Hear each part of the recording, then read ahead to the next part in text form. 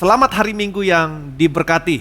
Dimanapun saudara berada hari ini, seperti biasa katakan bersama saya orang yang paling disayang sama Tuhan. Hari ini saya mau melanjutkan khotbah saya minggu yang lalu. Saya tetap mau berbicara tentang perlindungan. Dan sebagaimana saudara dan saya ketahui saudara hari ini hidup dalam dunia yang gelap. Kita sudah ada di akhir zaman dan kita tahu dunia semakin hari semakin jahat. Dan kita akan sama-sama belajar dan saya percaya hari ini apa yang saudara dengar akan memberikan kekuatan sama saudara, sama saya. Ingat baik-baik, saudara hidup di akhir zaman dalam dunia yang sudah jatuh. Dan kita melihat dunia semakin hari semakin jahat. Banyak orang dunia yang berkata dan saya mendengar mereka berkata kita bisa mati kapan saja, di mana saja. Sekalipun kita sudah berusaha hati-hati, misalnya mengemudi, sekalipun kita sudah mengendarai mobil hati-hati, tapi kita bisa mati kapan saja, di mana saja. Bukan kelalaian kita, tapi karena kelalaian orang lain. Dan kita memang sudah hidup dalam dunia yang semakin hari semakin gelap, semakin hari semakin jahat. Tapi saya mau saudara mengerti, saudara dan saya punya tempat perlindungan yang namanya Tuhan Yesus. Itu sebabnya saudara harus menjadikan Tuhan Yesus sebagai tempat perlindungan saudara, tempat perlindungan saya. Selalu memandang Yesus, selalu bergantung kepada janjinya, bergantung kepada apa yang tidak kelihatan. Mata manusia sifatnya horizontal. Manusia hanya selalu melihat secara horizontal. Manusia hanya mendengar apa yang dikatakan oleh pakar ekonomi. Manusia hanya mendengar apa yang dikatakan oleh pakar politik, pakar keamanan. Mata manusia sifatnya hanya horizontal. Tapi saya berdoa, saudara dan keluargamu selalu matanya memandang vertikal kepada apa yang tidak kelihatan. Bergantung kepada janji Tuhan. Bergantung kepada apa yang sudah Tuhan Yesus selesaikan di atas kayu salib, bergantung kepada kematiannya. Ini sangat penting sekali. Kenapa saya katakan demikian? Kalau saudara perhatikan baik-baik di dalam Injil, dalam keempat Injil, Matius, Markus, Lukas, Yohanes, dalam keempat Injil terdapat 89 pasal. Betul? 4 pasal berbicara tentang kehidupan Tuhan Yesus sejak dia lahir sampai dia berusia 12 tahun. Sisanya 85 pasal berbicara tentang pelayanan Tuhan Yesus selama 3,5 tahun. Dari 85 pasal, 27 pasal berbicara tentang hari-hari terakhir Tuhan Yesus. Apa yang saya mau sampaikan sama saudara, dunia hanya menekankan kelahirannya, tapi Roh Kudus menekankan kepada kematian dan kebangkitan Yesus. Ini sangat penting sekali, karena ini mengubahkan segala sesuatunya. Dan hari ini saya mau berbicara tentang perlindungan dan saya percaya ini akan memberikan kekuatan sama saudara yang sedang ada dalam dunia yang semakin gelap, yang semakin jahat. Kita lihat firman Tuhan Mazmur 118 ayat 24 sampai 26. Inilah hari yang dijadikan Tuhan, marilah kita bersorak-sorak dan bersukacita karenanya. Ya Tuhan, berilah kiranya keselamatan. Ya Tuhan, berilah kiranya kemujuran. Diberkatilah dia yang datang dalam nama Tuhan, kami memberkati kamu dari dalam rumah Tuhan. Pemazmur berkata, inilah hari yang dijadikan Tuhan. Marilah kita bersorak-sorai, bersukacita karenanya. Inilah hari yang dijadikan Tuhan. Yang dimaksud dengan hari yang dijadikan Tuhan di sini adalah hari di mana pada waktu Yesus datang sebagai Raja. Amin. Ketika Yesus datang sebagai Raja, Alkitab menceritakan orang buta melihat, orang kusta tahir. Tidak lagi ada ratap tangis, air mata. Inilah hari yang dijadikan Tuhan. Amin. Kalau saudara melihat dalam Alkitab, 6 hari sebelum kematian Yesus, dunia merayakan sebagai Minggu Palem. Betul? Hari Minggu ini, di mana saudara dan saya berada, hari Minggu ini adalah 6 hari sebelum hari kematian Yesus yang kita rayakan Jumat nanti, hari Jumat Agung. 6 hari sebelum Yesus mati di atas kayu salib, Yesus masuk ke kota Yerusalem dengan menunggangi seekor keledai. Sesungguhnya peristiwa ini ingin memberitahukan kepada bangsa Israel, inilah rajamu. Sekaligus peristiwa ini, Yesus mendunggangi keledai masuk ke Yerusalem untuk menggenapi nubuatan yang disampaikan oleh Nabi Zakaria. Nabi Zakaria berkata begini, bersorak-sorailah hai putri Sion, bersorak-sorailah hai putri Yerusalem. Lihatlah, inilah rajamu, ia adil dan jaya, ia lemah lembut, dan ia menunggangi seekor keledai dengan beban mudah. Jadi saudara bisa bayangkan, mereka memiliki raja yang luar biasa. Raja di mana di tangannya ada kuasa membuka mata orang buta, mentahirkan orang kusta, menghapus air mata seorang janda, membangkitkan anaknya, memeluk, merangkul. Inilah raja yang mereka miliki. Bersorak-sorailah hai putri Sion, bersorak-sorailah hai putri Yerusalem. Amin. Diberkatilah dia yang datang dalam nama Tuhan. Inilah rajamu. Inilah hari yang dijadikan Tuhan. Bersorak-sorailah, bersukacitalah. Ya Tuhan, berilah keselamatanmu. Ya Tuhan, kiranya berilah kemujuranmu, berilah berkatmu. Amin. Ini doa yang luar biasa. Tuhan, berilah keselamatanmu, berilah berkatmu. Jadi perhatikan baik-baik, apapun tantangan, masalah yang saudara hadapi, pergumulan, musuh yang saudara hadapi, saudara bisa berdoa begini, ya Tuhan berilah keselamatanmu. Amin. Ketika saudara bangkrut, ketika ada yang bangkrut, kalau ada di antara saudara yang bangkrut harus membayar hutang, saudara bisa berdoa, Tuhan berilah keselamatanmu, berilah berkatmu. Ketika anakmu sakit, saudara nggak tahu lagi apa yang harus kamu lakukan, saudara bisa berdoa, Tuhan berilah keselamatanmu. Amin. Ayat selanjutnya mengatakan, diberkatilah dia yang datang dalam nama Tuhan. Diberkatilah dia yang datang dalam nama Tuhan. Jadi waktu Yesus masuk ke Yerusalem, kalimat ini yang dikumandangkan oleh murid-muridnya dan orang-orang yang mengeluhkan Yesus. Diberkatilah dia yang datang dalam nama Tuhan. Nah, waktu Yesus dielulukan ketika Yesus masuk ke Yerusalem, orang-orang Farisi marah. Mereka menegur Yesus, murid-mu berteriak-teriak, tegurlah mereka. Tapi Yesus berkata, jika mereka tidak memuliakan Tuhan, maka batu-batu ini akan berterbangan. Saya mau kasih tahu sama saudara, ketika saudara memuliakan Tuhan, memuji Tuhan, musuh-musuh saudara dilumpuhkan. Kalau saudara perhatikan baik-baik, ini Mazmur 118.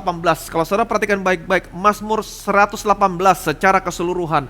Mazmur 118 dimulai dengan begini, bersyukurlah kepada Tuhan, sebab Tuhan baik bahwasanya untuk selama-lamanya. Amin. Kalau saudara nggak tahu lagi bagaimana caranya harus berdoa ketika anakmu sakit, saudara nggak tahu lagi bagaimana caranya saudara harus berdoa, saudara bisa berdoa ini.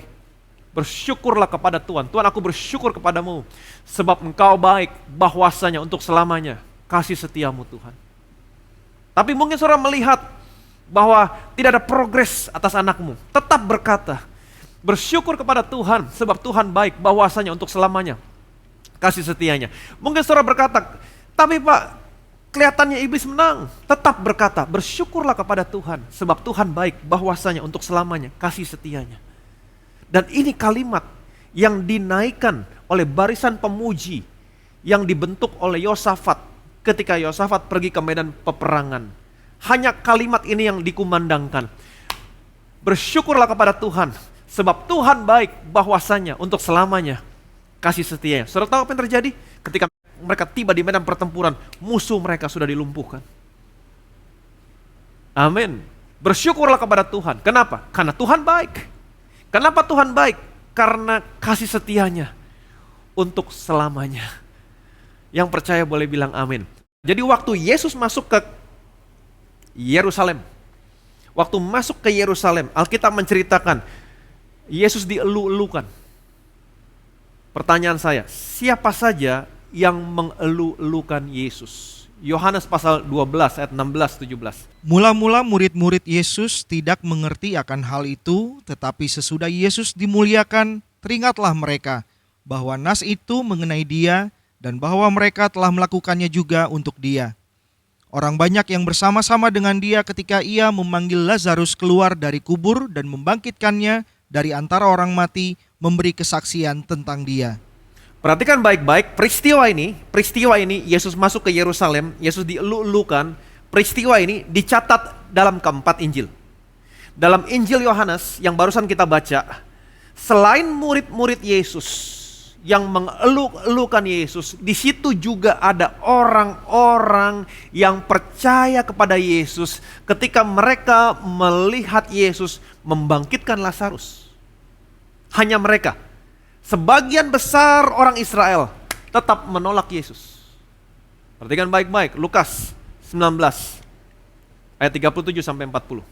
Ketika ia dekat Yerusalem, di tempat jalan menurun dari Bukit Zaitun, mulailah semua murid yang mengiringi dia bergembira dan memuji Allah dengan suara nyaring oleh karena segala mujizat yang telah mereka lihat.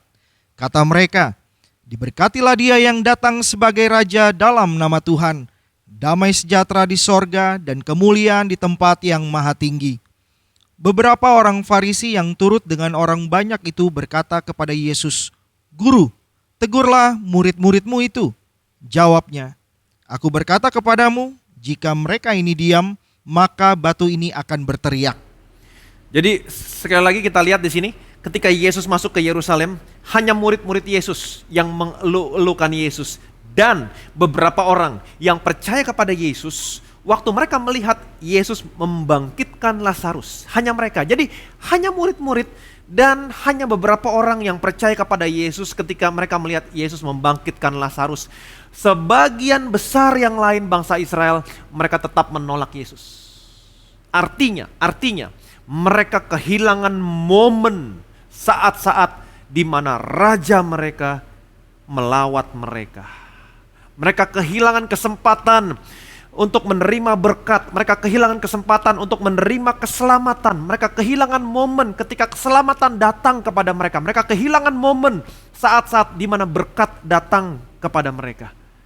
Karena keselamatan, berkat yang mereka butuhkan, semuanya ada di dalam Yesus. Amin. Ayat yang ke-41, perhatikan baik-baik. Dan ketika Yesus telah dekat dan melihat kota itu, ia menangisinya. Dan ketika Yesus telah dekat Yerusalem dan melihat kota itu, Yesus menangisinya. Ini satu hal yang aneh. Pertanyaan saya, kalau saudara dielu-elukan, dipuji-puji, pertanyaan saya, apakah saudara menangis? Waktu Yesus dielu-elukan, dipuji, Alkitab mengatakan Yesus menangis. Kenapa? Karena Yesus tahu, Yesus bisa melihat di kemudian hari apa yang terjadi sama mereka karena mereka menolak Yesus. Ayat yang ke-42. Katanya, "Wahai, betapa baiknya jika pada hari ini juga engkau mengerti apa yang perlu untuk damai sejahteramu. Tetapi sekarang hal itu tersembunyi bagi matamu." Wahai, betapa baiknya jika pada hari ini engkau mengerti apa yang perlu untuk damai sejahteramu. Wahai, betapa baiknya jika pada hari ini, apa yang dimaksud dengan hari ini? Inilah hari yang dijadikan Tuhan, hari di mana Yesus datang sebagai Raja.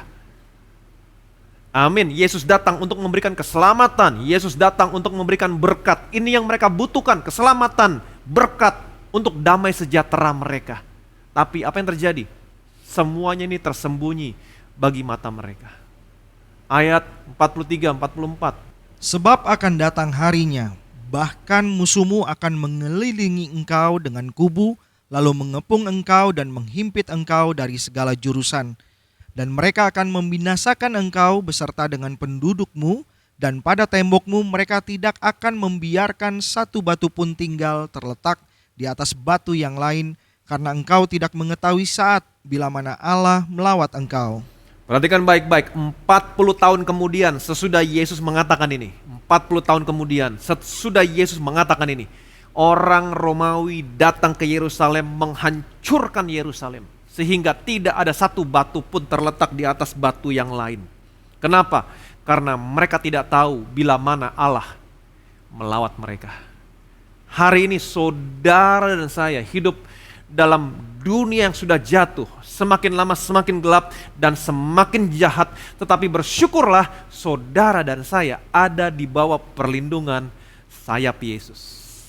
Matius 23. "Yerusalem, Yerusalem, engkau yang membunuh nabi-nabi dan melempari dengan batu orang-orang yang diutus kepadamu. Berkali-kali aku rindu mengumpulkan anak-anakmu sama seperti induk ayam mengumpulkan anak-anaknya di bawah sayapnya, tetapi kamu tidak mau. Lihatlah, rumahmu ini akan ditinggalkan dan menjadi sunyi. Dan aku berkata kepadamu, mulai sekarang kamu tidak akan melihat aku lagi, hingga kamu berkata, diberkatilah dia yang datang dalam nama Tuhan.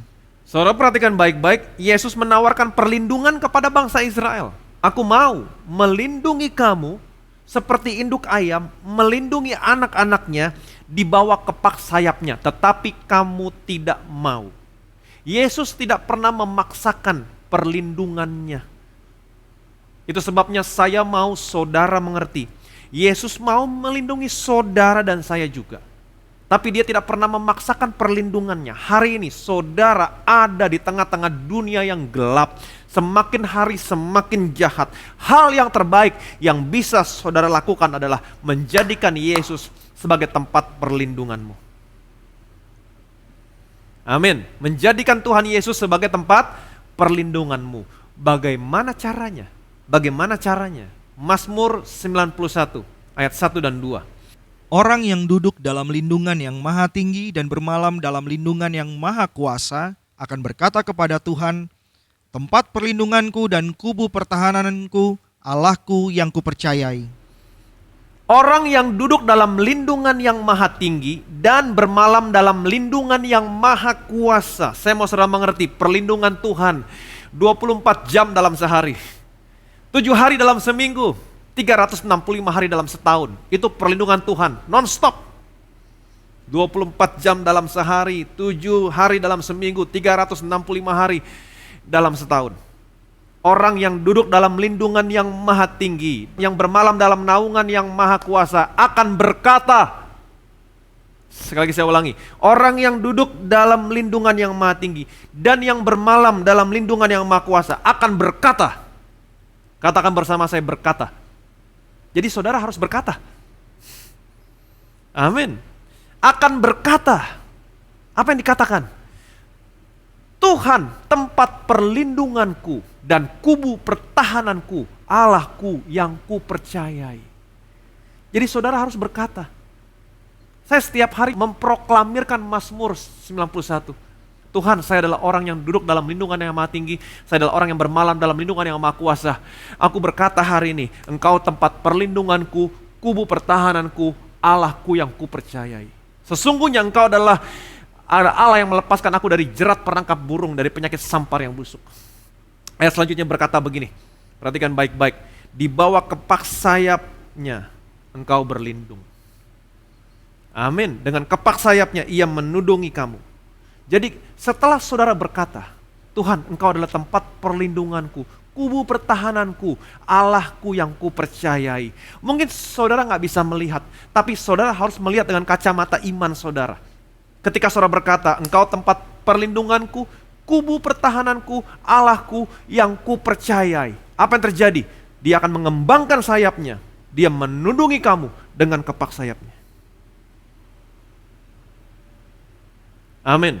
Ketika dia menudungi kamu dengan kepak sayapnya, apa yang terjadi? Kamu gak usah takut terhadap kedahsyatan malam, panah yang terbang di waktu siang, penyakit sampar yang berjalan dalam gelap, penyakit menular yang mengamuk di waktu petang. 1000 rebah di sisimu, 10.000 rebah di sebelah kananmu, semuanya tidak akan pernah menimpa kamu. Kamu hanya menonton. Kenapa? Karena saudara ada di bawah kepak sayapnya Yesus. Yang percaya boleh bilang amin. Ayat 15-16, perhatikan baik-baik. Bila ia berseru kepadaku, aku akan menjawab, aku akan menyertai dia dalam kesesakan, aku akan meluputkannya dan memuliakannya. Dengan panjang umur akan kukenyangkan dia, dan akan kuperlihatkan kepadanya keselamatan daripadaku.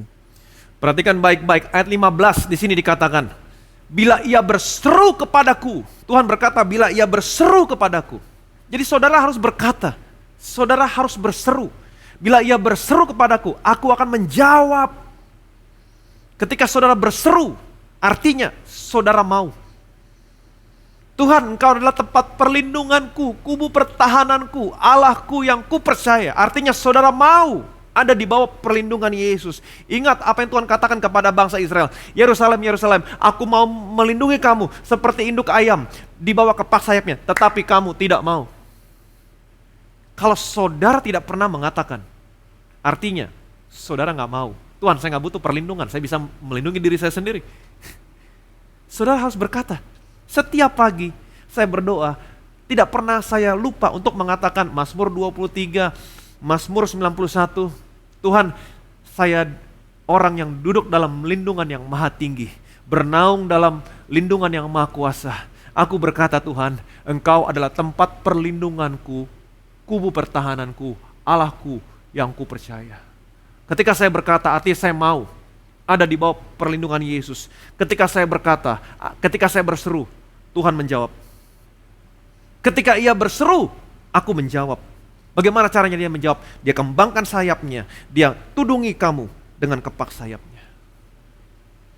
Amin. Ketika dia menudungi saudara dengan kepak sayapnya, Tuhan berkata, di situ dikatakan apa?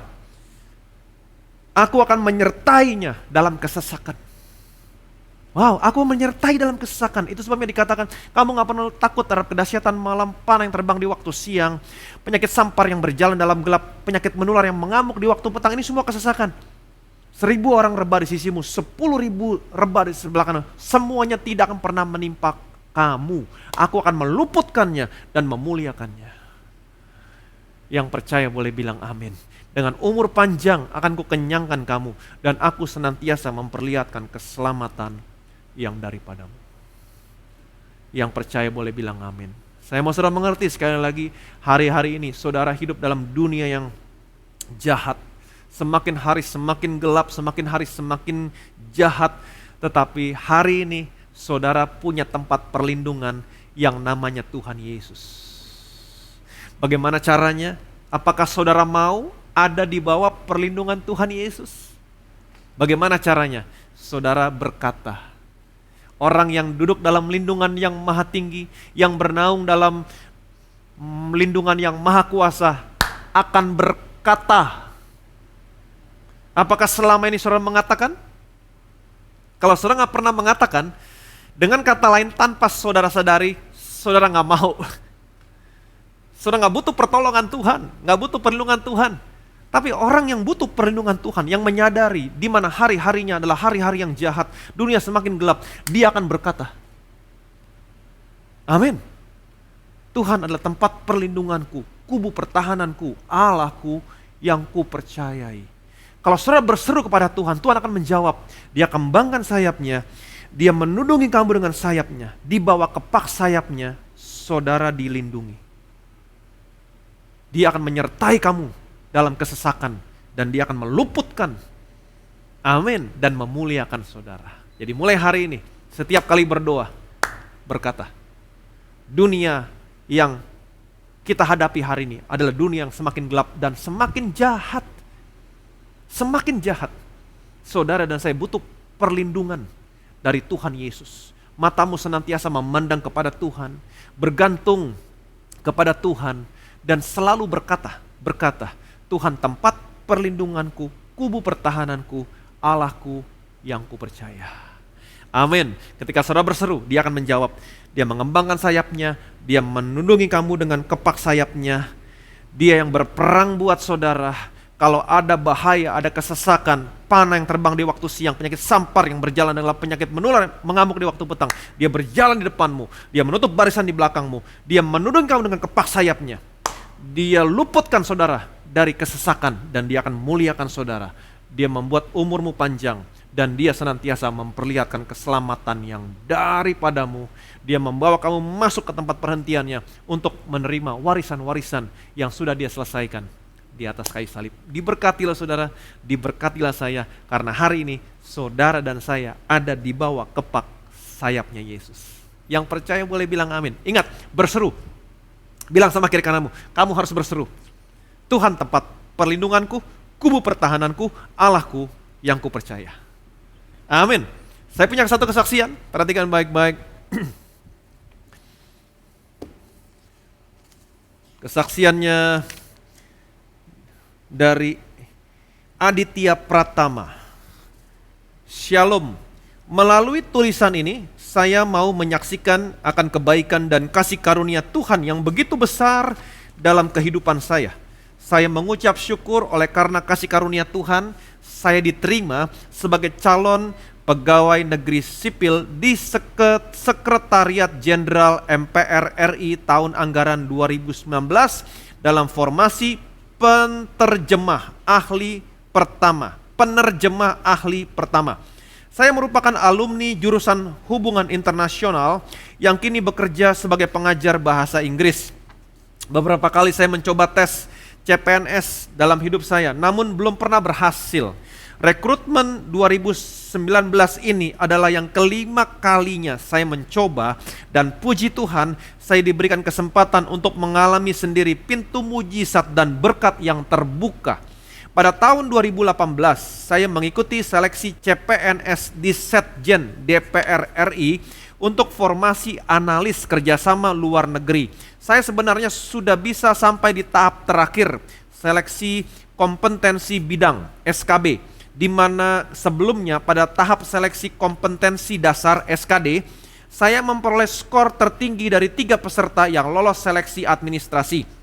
Sebagai informasi, tahapan seleksinya adalah seleksi administrasi, kemudian seleksi kompetensi dasar SKD, kemudian seleksi kompetensi bidang SKB. Namun karena saya sombong, menggunakan kekuatan sendiri dan meremehkan saingan, akhirnya kegagalan itu terjadi. Awalnya saya merasa terpukul dan stres. Sempat ada keinginan untuk tidak mencoba lagi CPNS di 2019 dan berusaha mencari pekerjaan lain yang lebih menjanjikan karirnya. Setelah berdoa dan merenungi kesalahan saya, Tuhan Yesus menguatkan saya untuk kembali mengikuti CPNS di 2019. Setelah pengumuman kelulusan disampaikan hari Jumat, yaitu pada tanggal 30 Oktober 2020, saya merenungkan kembali perjuangan mengikuti CPNS ini. Di situ saya baru menyadari bahwa Tuhan Yesus benar-benar menyertai perjalanan hidup saya. Dari awal saya bekerja sebagai pengajar bahasa Inggris, banyak orang yang meremehkan dan bertanya, mengapa lulusan hubungan internasional hanya bekerja sebagai guru bahasa Inggris? Ternyata saya ditempatkan Tuhan Yesus untuk mengajar bahasa Inggris agar saya dipersiapkan untuk menjadi seorang penerjemah pemerintah. Saat mengikuti rekrutmen CPNS pertama kali pun, saya gagal di tahap kemampuan bahasa Inggris padahal. Waktu itu saya melamar di Kementerian Luar Negeri. Proses seleksi CPNS 2019 ini sangat ketat. Bahkan skor akhir saya hanya berbeda 0,4 poin dengan saingan di bawah saya. Skor akhir terlampir. Selain itu, hampir semua peserta memiliki IPK yang lebih tinggi dari saya. Tapi saya percaya ketika saya mengandalkan kasih karunia Tuhan Yesus, saya akan dibuat menjadi kepala bukan ekor dan lebih daripada orang dunia. Dalam setiap rangkaian seleksi, saya selalu berusaha untuk mengucap syukur atas kesempatan yang diberikan serta meminta hikmat dan kasih karunia Tuhan Yesus sehingga dapat menjawab setiap pertanyaan dengan baik. Ingat baik-baik, Mazmur 118. Bersyukurlah kepada Tuhan, sebab Tuhan baik bahwasanya untuk kasih setianya. Ini saudara harus selalu mengucapkan. Dan saya malam sebelum pengumuman kelulusan CPNS 29 Oktober 2020, saya membaca firman Tuhan di aplikasi Bethesda Church berjudul Kasih Karunia Tuhan Selalu Ada Setiap Hari. Saya mengimani firman ini ditujukan untuk saya, dan benar saja Tuhan Yesus telah terbukti menolong, memampukan saya untuk lulus CPNS. Kasih karunia dan penyertaan Tuhan Yesus tidak pernah berhenti sampai di situ. Memasuki tahun 2020, terutama ketika pandemi datang di bulan Maret, lembaga tempat saya mengajar diberkati dengan jumlah murid yang cukup banyak sehingga saya bisa terus mengajar di sana. Saya mengimani khotbah Pendeta Ivan dengan The Year of Open Doors, di mana tahun 2020 adalah tahun Tuhan membukakan pintu-pintu berkat yang baik, mujizat yang baru. Sebagai penutup, kita tidak pernah tahu jalan seperti apa yang ada di depan kita.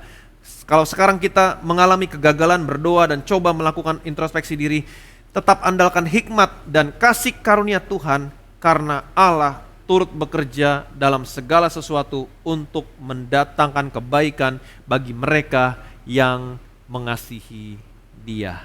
Jadi jangan pernah andalkan kekuatanmu sendiri. Matamu jangan tertuju kepada apa yang kamu lihat, tapi matamu senantiasa tertuju apa yang tidak kamu lihat, bergantung kepada apa yang tidak kamu lihat, bergantung kepada janjinya, bergantung dalam kekuatan kuasanya, maka saya percaya di tengah dunia yang gelap seperti sekarang ini, dia akan berjalan di depan saudara, menutup barisan di belakang saudara, menudungi kamu dengan kepak sayapnya. Ketika kamu berseru, dia akan menjawab, dia akan meluputkan saudara dari kesesakan, dan dia senantiasa akan memperlihatkan keselamatan yang daripadanya. Dengan umur panjang akan kukenyangkan kamu, dan aku senantiasa memperlihatkan keselamatan yang daripadaku. Diberkatilah saudara, diberkatilah saya, karena hari ini saudara dan saya ada di bawah perlindungan Tuhan Yesus. Berkata setiap hari, Tuhan, Engkau tempat perlindunganku, kubu pertahananku, Allahku yang aku percayai. Yang percaya boleh bilang amin. Amin. Betapa kami bersyukur Tuhan, kami ada di dalam Tuhan Yesus. Kami ada di bawah kepak sayap-Mu Tuhan. Itu sebabnya hari ini kami mau menyatakan, Engkau adalah tempat perlindunganku, kubu pertahananku, Allahku yang kupercayai. Sungguh Engkaulah yang melepaskan aku dari jerat perangkap burung, dari penyakit sampar yang busuk. Dengan kepak sayap-Mu Engkau menudungi kami, di bawah sayap-Mu kami berlindung. Kesetiaan-Mu ialah perisai dan pagar tembok. Kami tidak pernah takut terhadap kedahsyatan malam, panah yang terbang di waktu siang, penyakit sampar yang berjalan dalam gelap, penyakit menular yang mengamuk di waktu petang. 1.000 rebah di sisi kami, 10.000 rebah di sebelah kanan kami, semuanya itu tidak akan pernah menimpa kami.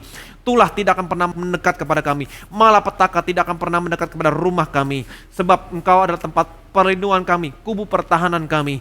Engkau memerintahkan malaikat-malaikat menjaga kami di segala jalan kami. Dengan umur panjang Engkau akan kenyangkan kami, dan Engkau senantiasa memperlihatkan keselamatan yang daripadamu. Segala kemuliaan, segala hormat, segala pujian hanya bagi nama Tuhan. Semua yang percaya sama-sama kita katakan amin.